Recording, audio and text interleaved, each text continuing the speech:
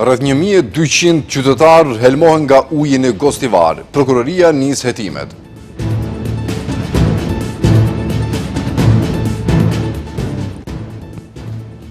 Qeveria vazhdoi edhe për 3 muaj gjendjen e krizës për derivatet e naftës.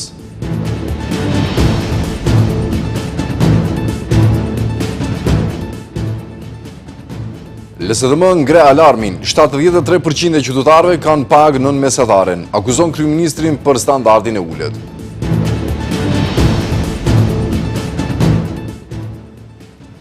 Lirimi i Gruevskit dhe Pallati të Bardhë të VMRO-DPMNE-s rikthen akuzat për ndikim politik në gjyqësor.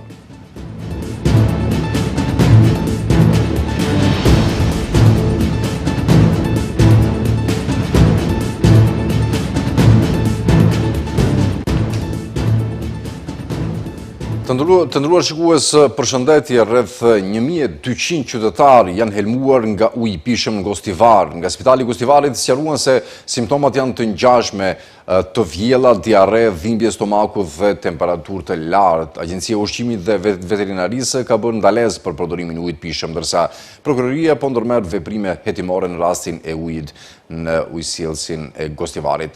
Nga Ministria e Punëve të Brendshme thonë se ndërmarrja publike e ujësjellsit në bashkëpunim me komunën e Gostivarit ka vendosur 3 pompa në shtratin e ujrave të zeza.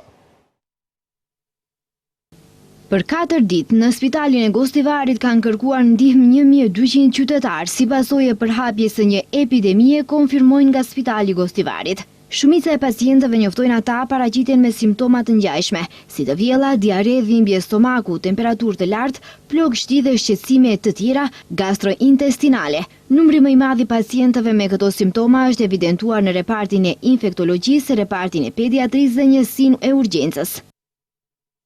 Gjatë këtyre ditëve, në Spitalin e Përgjithshëm Dr. Ferit Murat, Gostivar, janë ekzaminuar rreth 1000 deri 1200 pacientë me simptoma të lartpërmendura.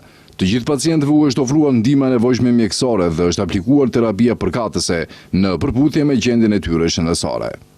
Agjencia e Ushqimit dhe Veterinarisë ka bërë ndalesë për përdorimin e ujit të pishëm nga sistemi furnizimit me ujë të Gostivarit për shkak të dyshimit të bazuar se është i kontaminuar dhe i pasigurt për përdorim. Inspektimi ka përcaktuar se një pompë është instaluar në mënyrë të palishme, pa leje, në tubacionin kryesor të rrjetit të furnizimit me ujë, e cila injekton drejt për drejt ujë nga lumi Vardar në këtë sistem furnizimi me ujë. Janë marrë mostra uji për testime laboratorike për të përcaktuar sigurinë e ujit, për parandaluar një rrezik më të madh dhe popullsinë e këtij rajoni.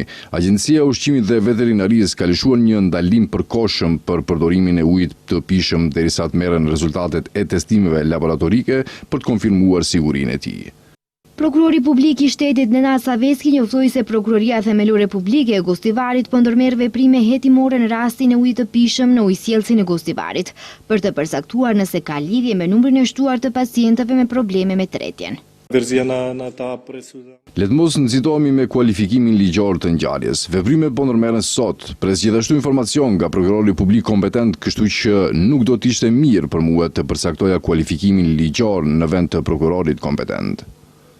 Nga sektori për punë të brendshme në Tetov njoftojnë se ekzistojnë baza dyshimi se ndërmarrja publike ujësjellsi në bashkëpunim me komunën e Gostivarit ka vendosur 3 pompa në shtratin e ujrave të zeza rrjedhse, përmes të cilave është injektuar ujë drejt për drejt në gypin kryesor të ujësjellsit që furnizon qytetin. Ky aktivitet me sa duket është ndërmarrë me qëllim të rritjes së presionit në rrjet për shkak të mungesës së ujit të pishëm, me çka rrezikohet drejt për drejt shëndeti i qytetarëve të Gostivarit. Po ndërmerren masa për zbardhjen e plotë të rastit për shkak të dyshimit për kryerjen e veprës penale ndotje e ujit të pishëm. Ndërkohë TV-shenja kërkoi prononcime edhe nga komuna e Gostivarit, por kryetari ishte i paqasshëm. Qeveria vendosi që ta vazhdojë edhe 3 muaj gjendjen e krizës së naftës me vendimin e miratuar. Afati i vlefshmërisë gjendjes së krizës gjatet nga 21 korriku deri më 20 tetor. Nga qeveria informuan se qëllimi i këtij vendimi është që të mund të reagojnë shpejt dhe me efikasitet. Gjendjen e krizës, qeveria ka vendosur që ta vazhdojë deri më 20 tetor. Siç njoftuan nga shërbimi qeveritar për shkak të mundësisë së ndërprerjes së furnizimit me naftë dhe derivateve të naftës në seancën e sotme të qeverisë, kanë vendosur që afati për gjendjen e krizës të zgjatet edhe 3 muaj. Periudha e vlefshmërisë së gjendjes së krizës zgjatet nga 21 korriku në 20 tetor, duke siguruar vazhdimsi në veprimin institucional dhe marrje në kohë të masave në rast të ndërprerjeve të furnizimit ose tronditjeve të konsiderueshme të çmimeve në tregjet ndërkombëtare. Qëllimi i këtij vendimi, thonë ata, është që të mund të reagojnë shpejt dhe me efikasitet. Qëllimi është që qeveria të ketë në dispozicion një mekanizëm të përshtatshëm ligjor për reagim të shpejtë dhe efikas, me synim ruajtjen e stabilitetit në furnizim, zbutjen e pasojave nga çrregullimet e mundshme të tregut dhe mbrojtjen e interesave dhe standardit jetësor të qytetarëve dhe ekonomisë. Këtë vendim pas harmonizimit të procedurave qeveritare thonë se do ta dërgojnë në kuvent për shqyrtim dhe miratim në përputhje me kompetencat ligjore. Qeveria zotohet se do të vazhdojë të monitorojë me kujdes zhvillimet në tregun e vendit dhe ati ndërkombëtar të energjisë. LSDM akuzon qeverinë e Mickocit se ka përkeqësuar standardin e jetesës qytetarëve dhe se pagat nuk përballojnë rritjen e çmimeve. Sipas partisë, 73% e qytetarëve kanë paga nën mesatare mujore, ndërsa shumë familje mezi mbulojnë shpenzimet bazë.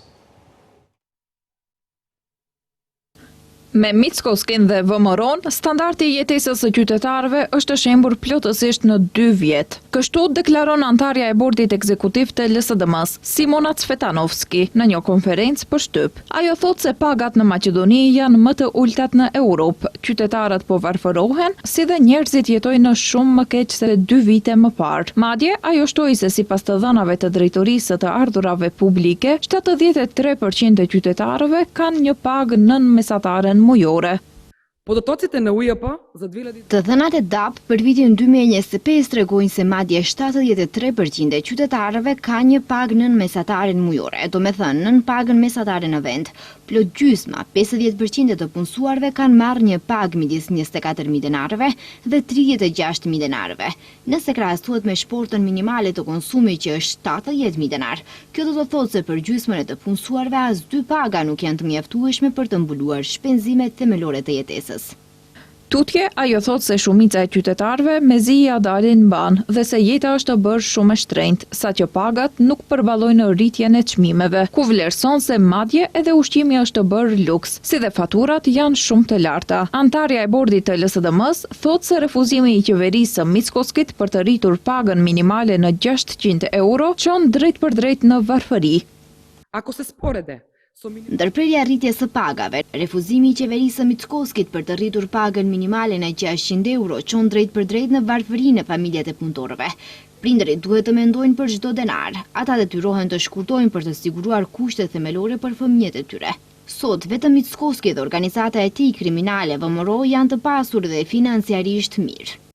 LSDM vlerëson se rritja e çmimeve të karburantëve është një goditje e re çmimesh për qytetarët, e cila do të sjellë një rritje të re të çmimeve të ushqimeve. Sipas LSDM-s, me Mickoskin, standardi i jetesës ka rënë ndjeshëm dhe kolapsi ekonomik po troket në derë, ndërsa VMRO po vjedh nga populli në një mënyrë armiqësore.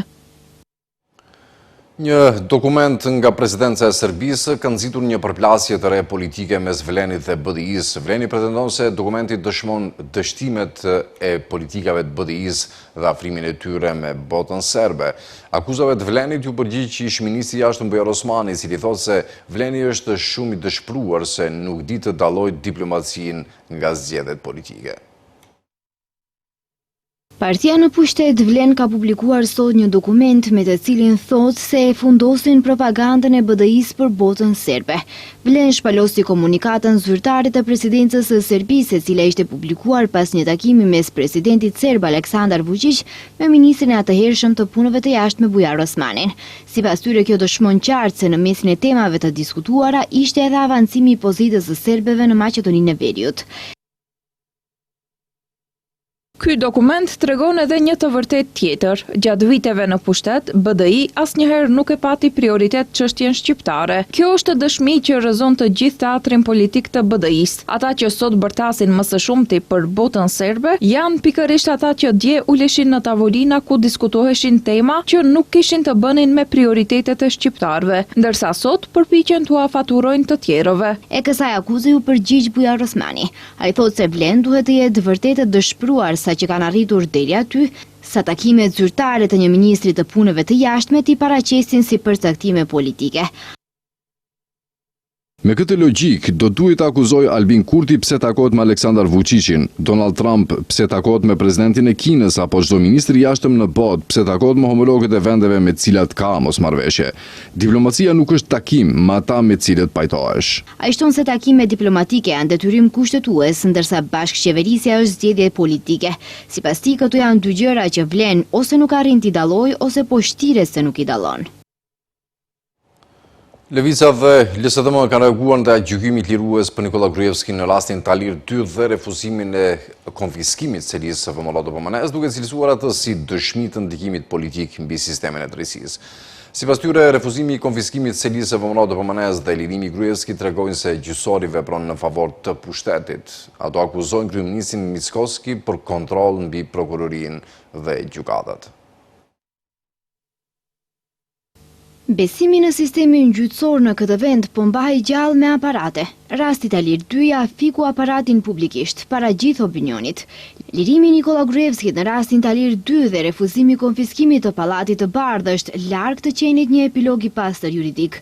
Kështu vlerëson Levica duke shtuar se rezultati përfundimtar ishte i njohur edhe para se të lexojë akt gjykimi. Prokurori i përgjithshëm i shtetit, Nenad Savesky, në një nga veprimet e tij të para pas marrjes së detyrës, i ahoqi kompetencat prokurores që për vite me radhë kishte punuar në lëndën Talir. Ky veprim nuk u mbështet kurrë me ndonjë argument të arsyeshëm, sepse nuk ekzistonte. Ky ishte largimi i pengesës së vetme mes VMRO-s dhe pronës për të cilën Mickoski qante paturp para publikut.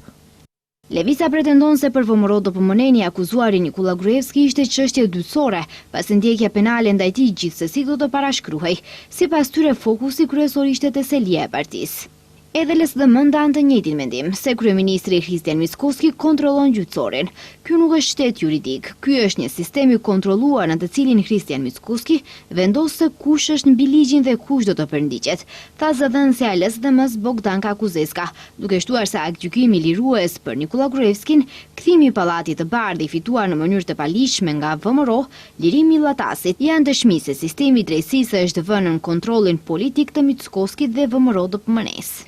Твърде дека Македонија е лидер во регионот. Kjo është edhe një dëshmi e qartë se Kristian Mickoski drejton drejt për drejt prokurorinë dhe sistemin e drejtësisë. Nuk ka drejtësi, ka një gjyqësor të kontrolluar që shërben si mjet në duart e Mickoskit. Kur bëhet fjalë për persona të afërt me VMRO-DPMN ose me vetë Mickoskin, akt akuzat zhduken, procedurat dështojnë dhe akt gjykimet shndërrohen në amnisti. Rasti Talir 2 lidhej me dyshimet për ndërtimin e paligjshëm të selisë së VMRO-DPMN-s dhe financimin e saj të kundërligjshëm. Pas rigjykimit, Gruevski u lirua nga akuzat, ndërsa konfiskimi i objektit u bë juridikisht shumë më i vështirë. Ish prokuroria Lenqe Ristovska paralajmëroi se zhvillimet në këtë rast e kufizojnë mundësinë që prokuroria të kërkojë konfiskimin e pronës së partisë në një procedurë të veçantë.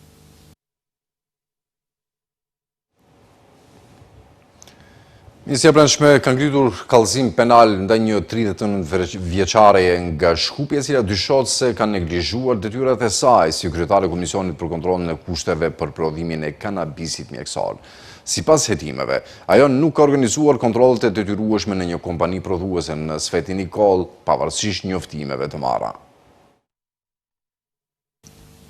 Zyra e jashtme për çështje penale Sveti Nikol ngriti kallëzim penal në prokurorinë e Sveti Nikollës kundër 39 vjeçares nga Shkupi me inicialet DP, me dyshimin për kryerjen e veprës penale, kryerje e pakujdesshme e detyrës. Ministria e Punëve të Brendshme informoi se DP në periudhën nga 18 nëntori 2022 deri më 21 gusht 2024, si kryetare e Komisionit për vlerësimin e përmbushjes së kushteve në lidhje me hapësirën, pajisjet dhe personelin për kultivimin e kanabizit për qëllime mjekësore në Ministrinë e Shëndetësisë, veproi me neglizhencë gjatë kryerjes së detyrave të saj zyrtare.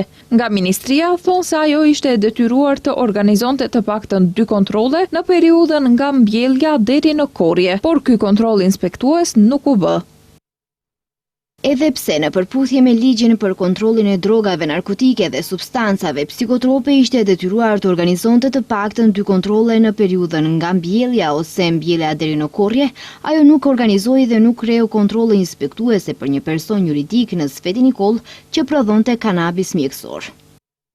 Nga Ministria e Punëve të Brendshme njoftoi nëse edhe pse kompania kishte dorëzuar njoftime gjatë viteve 2022 dhe 2023, e dyshuara nuk i ka kryer kontrollet e detyrueshme sipas ligjit. Si pasojë, ajo i ka mundësuar kompanisë të prodhojë 56 kg kanabis, më shumë se sasia e lejuar. Kjo sasi e tepërt është konstatuar gjatë një kontrolli të kryer më 19 shkurt 2025 dhe është evidentuar me proces verbal.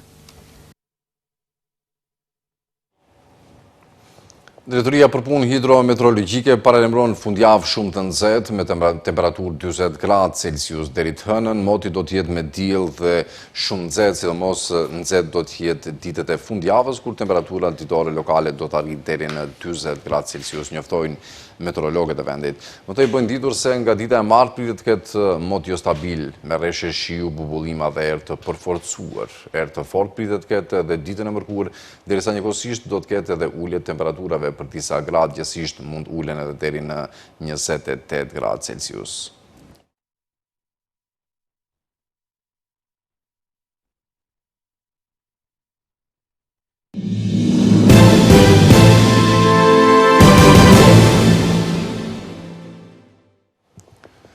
Vazhdojmë tej me lajmet, protesta qytetare.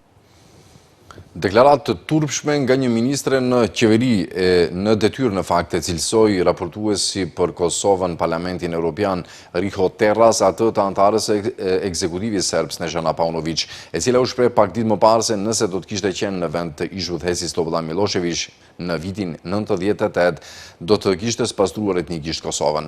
Kjo deklarat shkatron me të vërtet dialogun e ndërmjetësuar nga Bashkimi Evropian për normalizim në marrëdhënieve Kosovë-Serbi, nënvizoi eurodeputeti estones Terras në një postim në rrjetin social X. Për shkak të kësaj deklarate, Prishtina vetëm që e shpalli non grata, por edhe ka ngritur padi për nxitje të urrejtjes ndaj ministres serbe të administratës shtetërore dhe veçevrisës lokale. Ndërkaq, 53 deputet të opozitës serbe i kanë dorëzuar një kërkesë kryeministit vendit të tyre, Gjuro Macut, që të shkarkoj Paunovićin. Një ditë më parë, komisionere europiane Marta Kos u shpreh tronditur me deklaratën, ndërsa theksoi se ishte paimagjinueshme se si Paunović vijonte të ushtronte detyrën e saj si ministre në qeverinë serbe.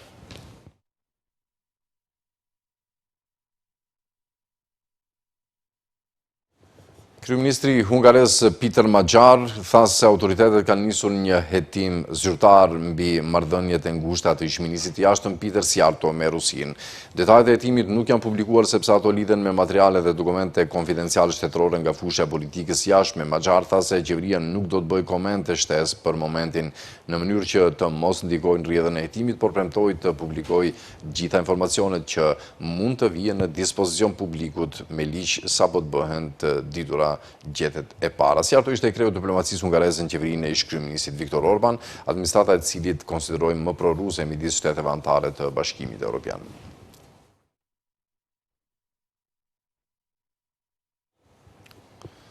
8 persona u vranë dhe 20 të tjerë u plagosën në sulmet e SBA-s gjatë natës ndaj infrastrukturës në disa provincat të Iranit, njoftoi sot Agjencia Shtetërore e Lajmeve IRNA.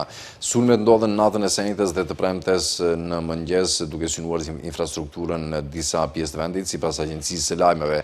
Kreu qendrës marrëdhënieve publike dhe informacionit të Ministrisë së Shëndetësisë Hossein Kermanpur tha në platformën X se numri i njerëzve të vrarë në sulmet e ribërtira të SBA-s këtë muaj është rritur në 38 me më shumë se 400 të tjerë plagosur. E theksoi se në mesin e viktimave janë 3 gra dhe një person në moshën 18 vjeç, ndërsa të plagosurit janë 22 gra dhe 9 të mitur. 47 persona mbeten të shtruar në spital, shtroi Kermanpur. Po mbyllim këtu këtë edicion të lajmeve të nderuar shikues për të takuar sërish në orat 18:55. Mbeshit e ratër.